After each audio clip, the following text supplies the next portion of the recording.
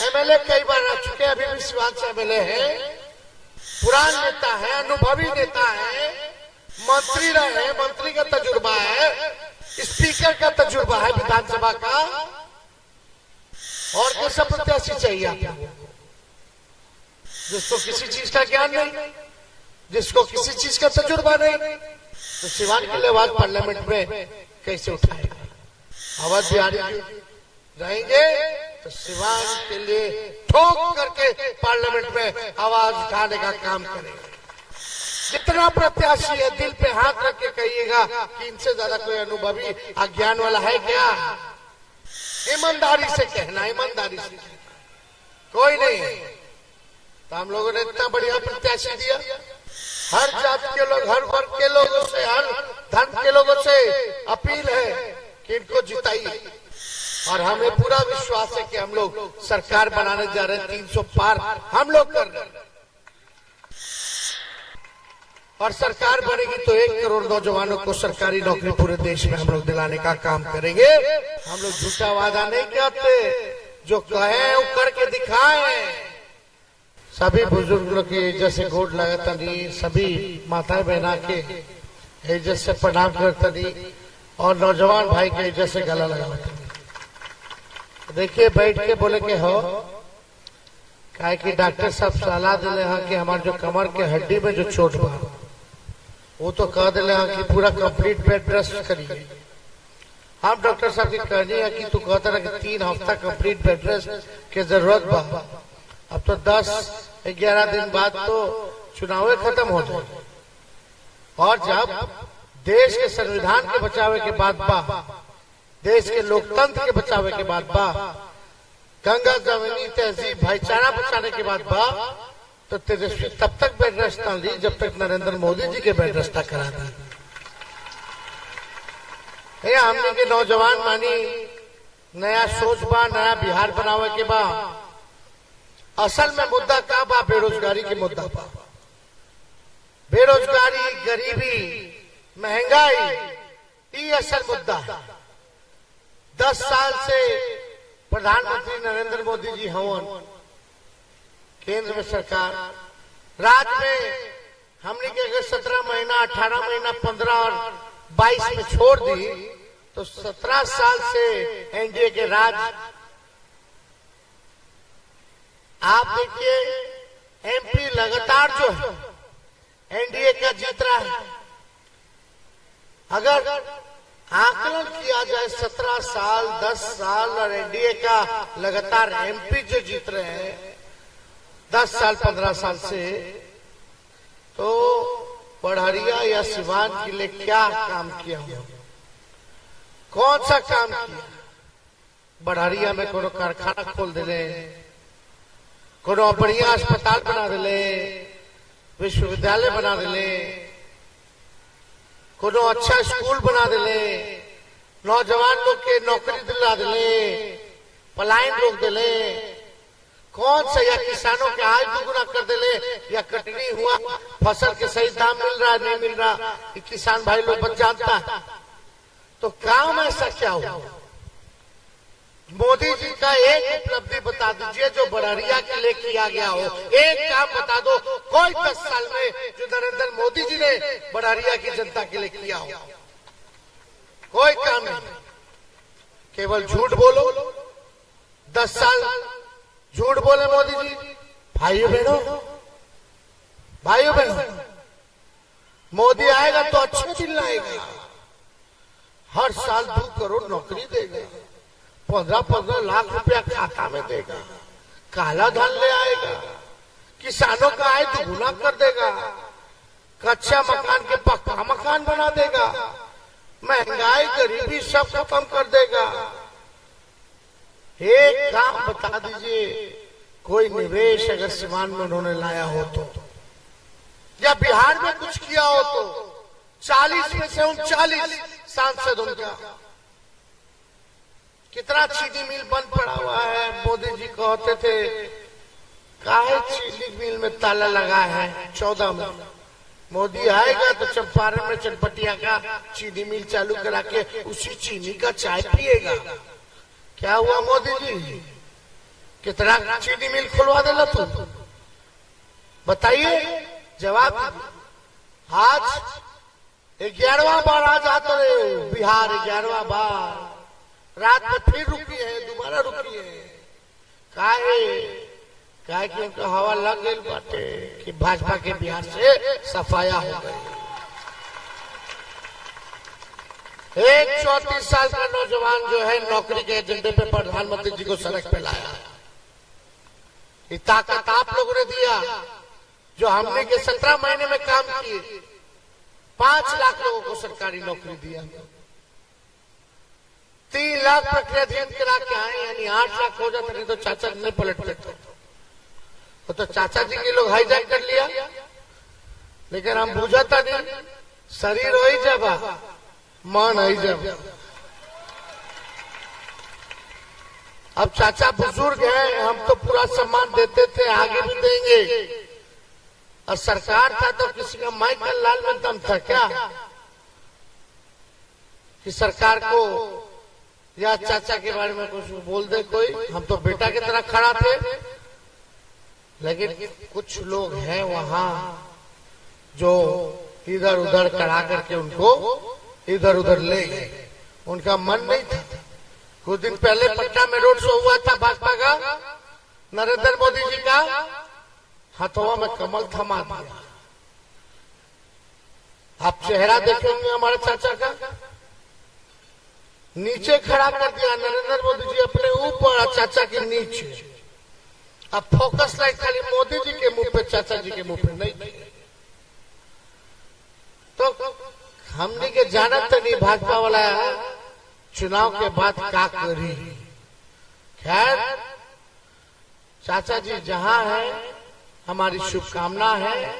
बड़े हैं, बुजुर्ग हैं, सम्मान था, सम्मान आगे भी करेंगे। लेकिन ये देश का चुनाव है और देश के चुनाव में देश को बनाने का चुनाव है। यहाँ भाजपा के लोग प्रधानमंत्री 11वां बार आ रहे हैं। पढ़ाई, दवाई, कमाई, सिंचाई के बारे में एक बार भी बोलो तो बता दो, या बताएं कि 10 साल क्या हिसाब दे, कुछ बोले ना, नहीं बोले। अगला 5 साल क्या करेंगे बिहार के लिए, सिवान के लिए, क्या रोड मैप है, ये हो नहीं बोले, कुछ नहीं बोले। खाली हिंदू, मुस्लिम, मंदिर, मस्जिद, इस्लाम, सनातन, बस यही सब चीजें असली मुद्दा के डाइवर्ट करते हैं, गुमराह कर रहे हैं लोगों को। क्योंकि 10 साल काम नहीं किया, लोग उलझा के रह जाए, हिंदू मुसलमान लड़ता रहे और हम इन्हें राज करते रहे। लेकिन नौजवान भाई जरा सोचो, बुजुर्ग लोग सोचिए, सब लोग सोचिए, असली मुद्दा क्या है। धर्म आस्था अपने जगह पे, लेकिन नौकरी मिलना चाहिए, लोगों को काम मिलना चाहिए, अच्छा पढ़ाई लिखाई होना चाहिए, अच्छा अस्पताल बने ताकि सबका इलाज होना चाहिए। बिहार में कारखाने खुलने चाहिए, चीनी मिल खुलना चाहिए ताकि लोगों का इलाके का तरक्की हो सके, किसानों का आय दुगुना होना चाहिए, महंगाई कम होनी चाहिए, गरीबी कम होनी चाहिए। यही है असल मुद्दा। हम लोगों ने 8 लाख नौकरी तो दिया, 5 लाख नौकरी दिए, 3 लाख प्रक्रियाधीन करा के आए, नियोजित शिक्षक 4.5 लाख को राजकीय कर्मी का दर्जा दिलाए, आरक्षण की सीमा को 17 महीने में ही 75% किए, जाति आधारित गणना कराए, tourism policy, sports policy, IT policy हम लोगों ने बनाया, इन्वेस्टर मीट करके निवेशकों को बुलाया। अब पहली बार बिहार में 50,000 करोड़ का एग्रीमेंट निवेशकों से साइन कराए कि बिहार में इतना निवेश आप कीजिएगा। ये सारा काम उपलब्धि हम लोग कर रहे थे काम। लेकिन भाजपा के लोगों का एक ही काम, जहां स्थिर सरकार उसको तोड़ो, चाहे बिहार का हो, झारखंड का हो, महाराष्ट्र का हो, छत्तीसगढ़ का हो, मध्य प्रदेश का हो, कर्नाटका का हो, राजस्थान का हो, ईडी सीबीआई लगाओ, तोड़ो, पैसा दो, विधायक खरीदो, केवल और केवल हो आज चाहे जनता केकरो सरकार चुनी, लेकिन बाद में भी बीजेपी सब करके अपना राज लाना चाहता है, तानाशाही कायम करना चाहता है। तो बताओ कहाँ रह गया लोकतंत्र? कल होगा तो चुनाव नहीं होगा, लेकिन मोदी जी काम के बारे में नहीं बात करते। बिहार आएंगे तो हिंदू मुसलमान तो करवे करते हैं, और ढेर गाली लालू जी के दी है। एक एक बात, कोई तर्क नहीं है। हम लोगों को गाली देने से नौकरी नहीं मिल रहा है लोगों को, कारखाना नहीं मिल रहा है लोगों को, अच्छी शिक्षा नहीं मिल रही, अच्छी चिकित्सा नहीं मिल रही। कल ही मुख्यमंत्री जी यहाँ आए थे, हाई स्कूल का डिमांड था यहाँ के नौजवानों को। 17 साल है सरकार, 17 साल से 10 साल केंद्र में, यहाँ 17 साल एमपी उनका लगातार कितना साल से। फिर भी आप लोगों को मांग करने की जरूरत पड़ रही है, फिर भी मांग कर रहे हो। और सवाल पूछा जा रहा है तो लाठी मिल रहा है, फिर भी लाठी खा रहे हो। अवध बिहारी चौधरी जी को हम लोगों ने प्रत्याशी बनाया है, एमएलए कई बार आ चुके हैं, अभी भी सिवान से एमएलए है, पुरान नेता है, अनुभवी नेता है, मंत्री रहे, मंत्री का तजुर्बा है, स्पीकर का तजुर्बा है विधानसभा का। और कैसा प्रत्याशी चाहिए आपको? जिसको किसी चीज का ज्ञान नहीं, जिसको किसी चीज का तजुर्बा नहीं, तो सिवान के लिए आवाज पार्लियामेंट में कैसे उठाएगा? अवध बिहारी जी रहेंगे तो सिवान के लिए ठोक करके पार्लियामेंट में आवाज उठाने का काम करेंगे। जितना प्रत्याशी है दिल पे हाथ रख के कहिएगा कि इनसे ज्यादा कोई अनुभवी अज्ञान वाला है क्या? ईमानदारी से कहना, ईमानदारी से कोई नहीं है। तो हम लोगों ने इतना बढ़िया प्रत्याशी दिया, हर जात के लोग, हर वर्ग के लोगों से, हर धर्म के लोगों से अपील है कि इनको जिताइए। और हमें पूरा विश्वास है कि हम लोग सरकार बनाने जा रहे हैं, 300 पार हम लोग कर रहे हैं। और सरकार बनेगी तो 1 करोड़ नौजवानों को सरकारी नौकरी पूरे देश में हम लोग दिलाने का काम करेंगे। हम लोग झूठा वादा नहीं करते, जो कहें वो करके दिखाएं। 5 साल मौका मिला था तो सोचो कितना को सरकारी नौकरी मिल गया था, जब 17 महीने में 5 लाख और 3 लाख प्रक्रिया दिन हम करा के आए।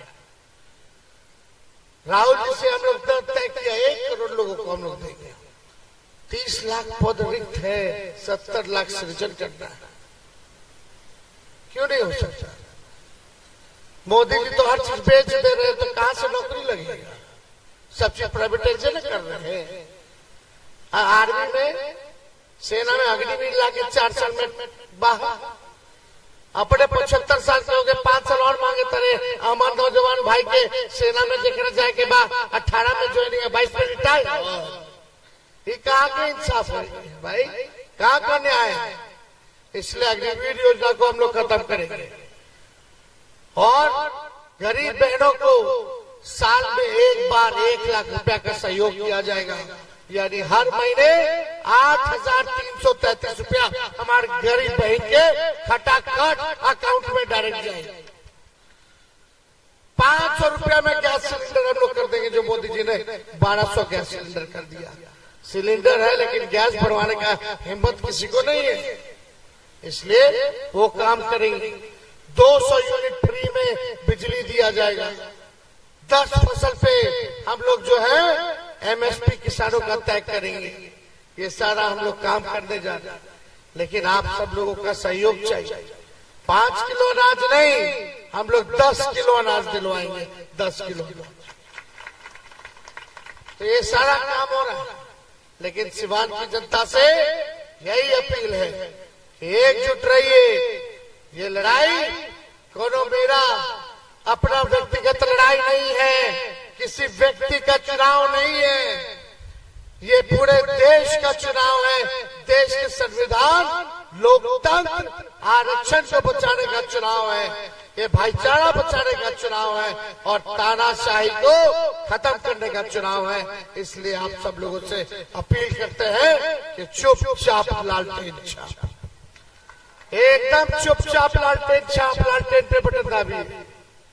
हम कमर में चोट है, हड्डी में, लेकिन फिर भी हमने ठाना है 180 से भी ज्यादा रैली है, 185 के आसपास, क्या 185 के आसपास हम लोग रैली कर लिए और हम तब तक चुप नहीं बैठेंगे जब तक अपने नौजवान भाइयों को नौकरी और रोजगार नहीं दिला देते, बेरोजगारी से जब तक आजादी नहीं दिला देते। तेजस्वी आप लोगों के लिए लड़ने का काम करेगा। इसलिए ज्यादा समय नहीं के और भी जगह हमने के जाए के बाद तो आप लोग आशीर्वाद दीजिए, ताकत दीजिए और आप लोग कहिएगा तो हम चौधरी जी के, हमारे अभिभावक के विजय के माला पहना दे। दोनों हाथ उठा के बताओ।